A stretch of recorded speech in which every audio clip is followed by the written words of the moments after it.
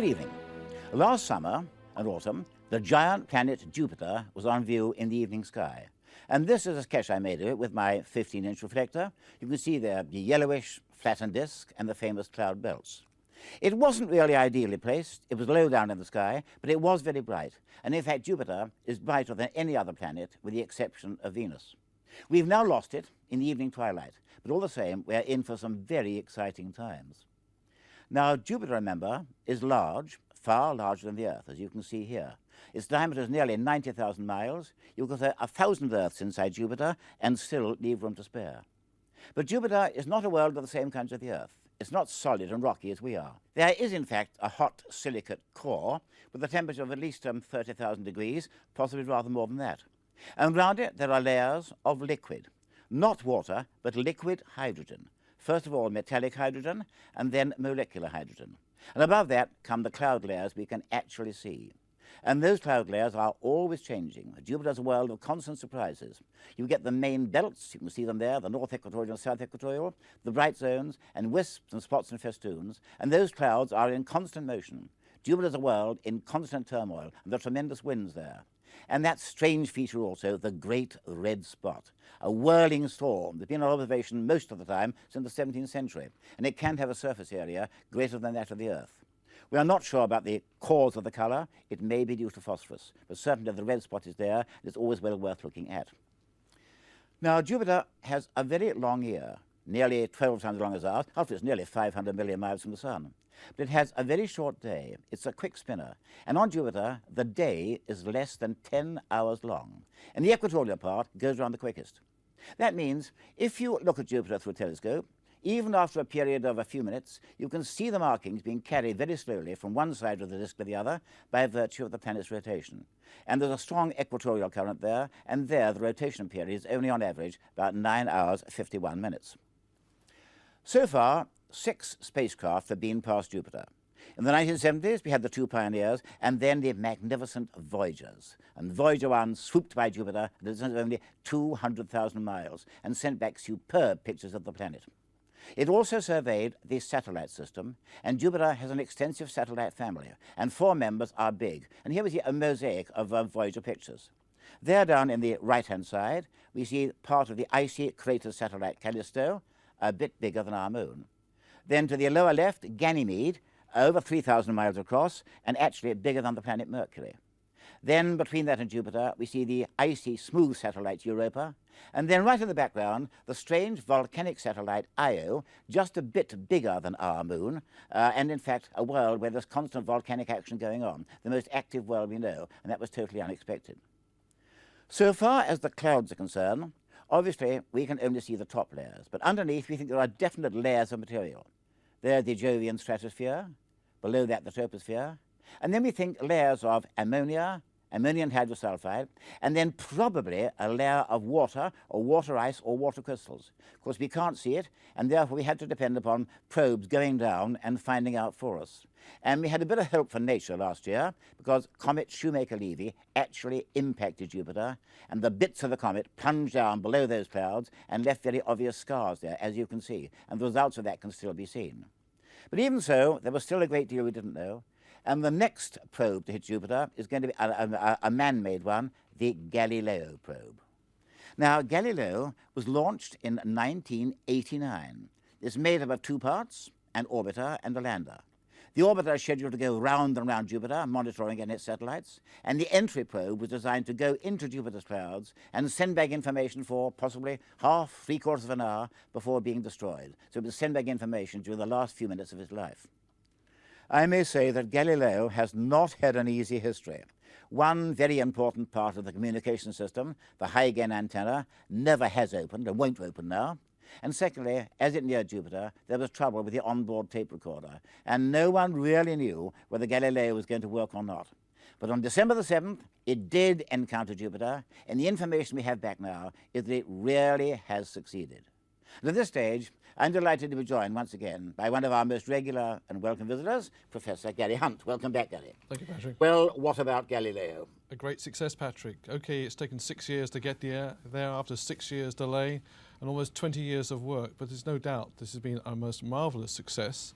I'm sure as the months go by, it will unfold a great deal of new scientific information, indeed understanding of Jupiter and its environment. Let's take you through this rather special flyby, because we got so used to Voyager and the quick route to the outer solar system, but here is an opportunity with Galileo, having been launched October '89, it had to get enough power to get itself into the outer solar system. After the launch, first step was to actually get some energy by flying by Venus, which it did in February 1990.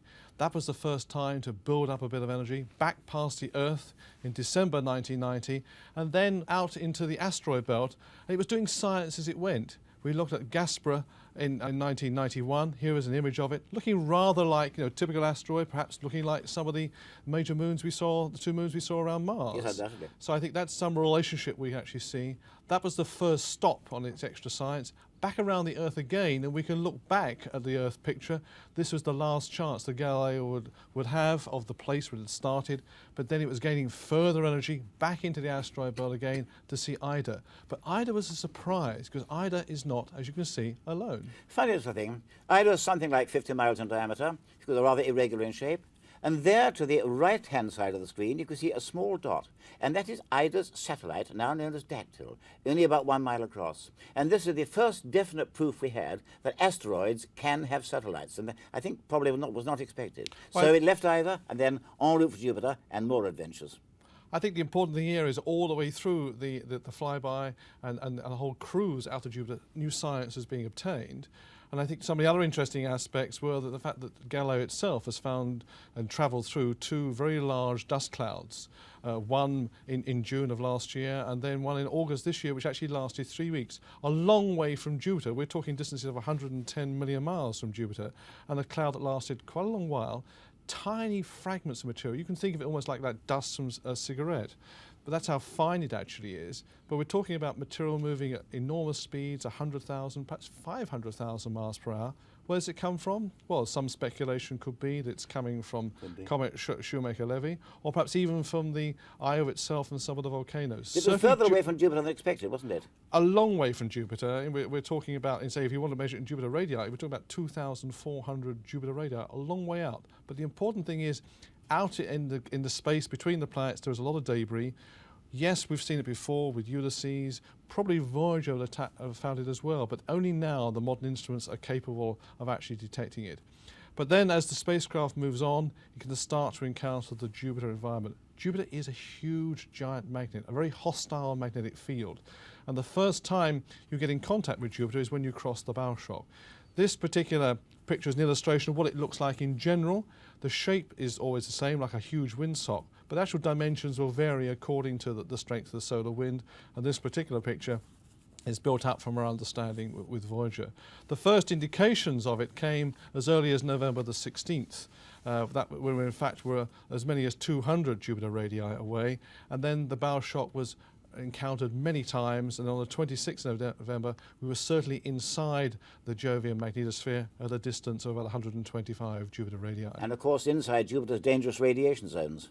Yes, and I think then as you move in, you're going to get closer to the planet, closer to the satellites, and as the probe then was separated in July, on July the 13th, and really was almost like a paratrooper drifting on aim at this particular point on Jupiter, really then almost helpless. It was then focused on reaching the upper atmosphere, measuring lightning storms, measuring charged particles to its aiming point 6 degrees north into the clouds of Jupiter, near to, in fact, the junction between the equatorial zone and the north equatorial belt. You can see marked with the arrow exactly where the aiming point was, and this particular image from Hubble, if we go closer, you can actually see the spot where we expected the aiming point to be. This is a very turbulent area, huge convective storms, the white clouds, the blue areas, the red areas near to it, maybe the downward motion.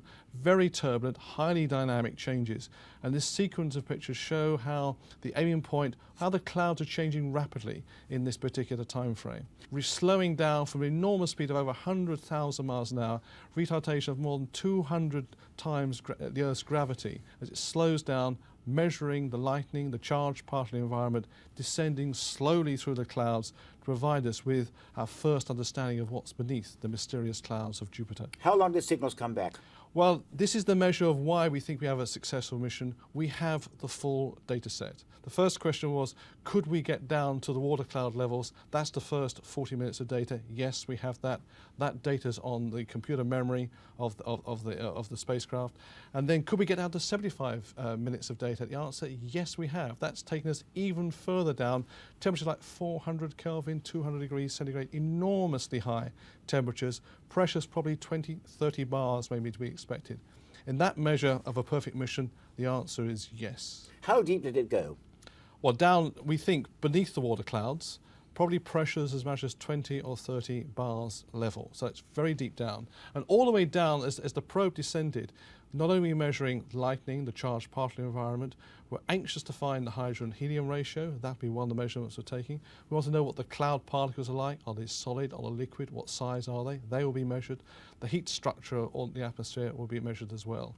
So the details of the composition, the structure, the whole environment in that one location is important. The question, obviously, to ask is this representative of Jupiter? The answer is, well, you can see, looking at the profiles of Jupiter, here is one from Voyager, which can look at the location very close to where the probe descended. You can see how the temperature drops as you move towards the cloud tops coming through the stratosphere. You reach the tropopause, and then as you go deeper into the atmosphere, it gets hotter and hotter. Remember, as I said, this shows our level of knowledge down to a pressure of 5 bars. We've probably got to 20 or 30, so we're really in a new regime.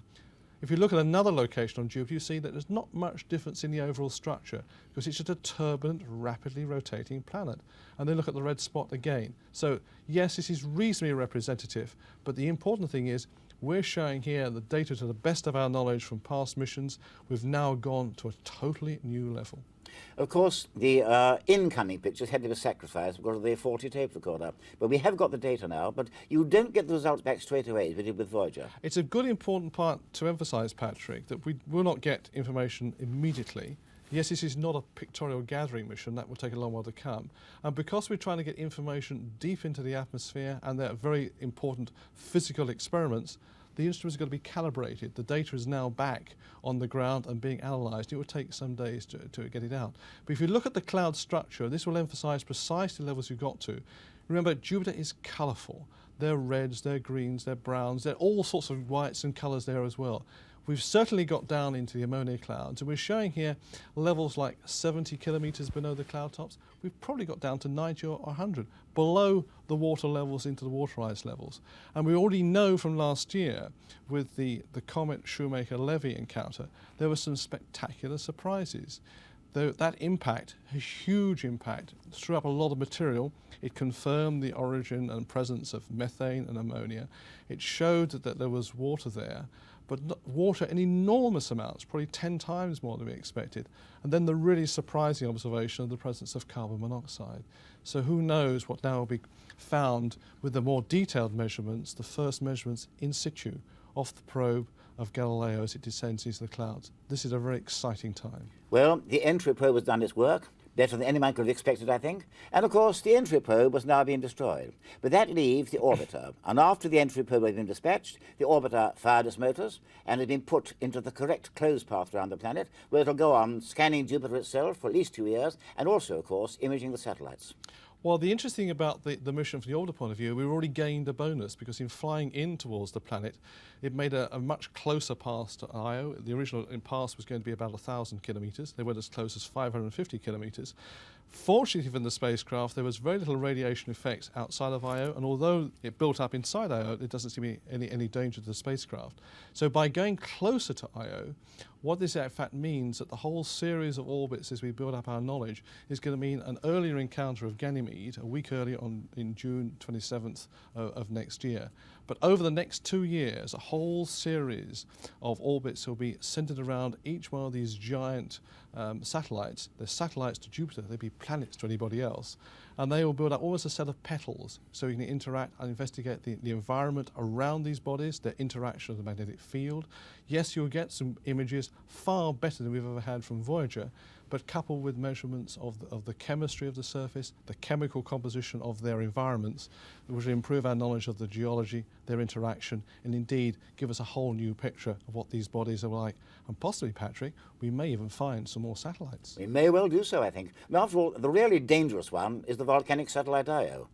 That's a particularly interesting one, and one once we looked at with great detail. We were lucky on Voyager to find active volcanoes. Almost certainly we're going to find them again on Galileo. The interaction with the magnetic field and the torus as well that connects Io indeed to Jupiter will be something that will be studied continuously. To be there not as a snapshot and a quick flyby as we had with Voyager and earlier missions, but to be there over a period of 2 years and to be able to couple it with measurements from Hubble and observations too, we'll be able to build up the timeline and increase our knowledge of the temporal and spatial variations. There's one, of course, important point here. Galileo has just encountered Jupiter in 1995, but it was planned in the 1970s, so the onboard material is old. I think that's the important part that we reflect upon. We're talking as saying it's a success. I think the real success is a 6-year trip after a 6-year delay and almost 20 years of planning. So many of the instruments are designed and in fact utilising some of the older technologies, but they're reliable, they're robust, they're trustworthy. And if we were coming about it today and developing instruments for future missions, perhaps we would have made things differently, and we'll have that chance in the future. But come what may, we have a very successful mission. Well, the next far planet probe is going to be Cassini to Saturn, launched next year, we hope.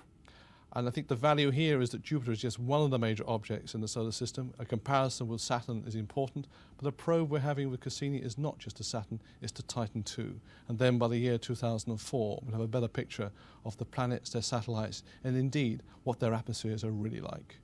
Well, you know, Galileo has had many trials and tribulations. I think right up to the last moment, no one was sure whether it was going to function or not. We haven't got all the results back yet. We won't get the pictures yet a while.